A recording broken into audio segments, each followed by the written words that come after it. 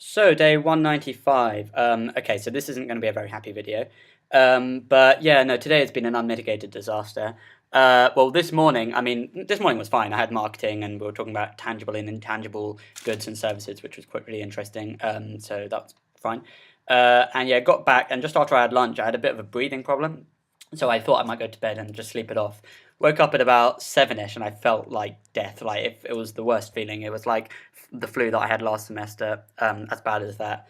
But yeah, it was 7, so the uni clinic was closed, but I really needed to go and see someone.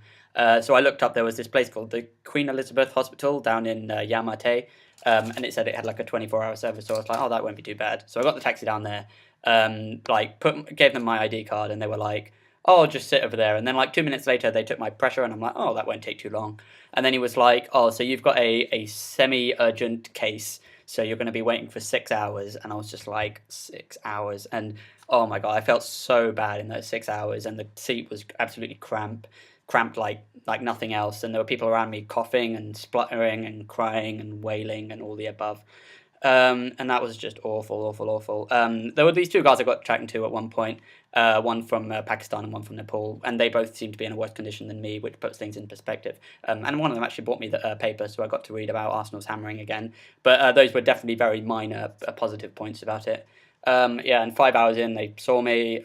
They diagnosed me with, I think it was like viral flu and like a mild asthma attack, very mild. So I've got this whole bag of droogs in a ghetto grocery bag, which is which is nice. They do like doing that. All only $100, which isn't too bad, but definitely not worth it. I think it was like $950 if I didn't have a Hong Kong ID, so that's lucky. But yeah, now I just want to get to bed and forget this day ever happened. And yeah, that's day 195.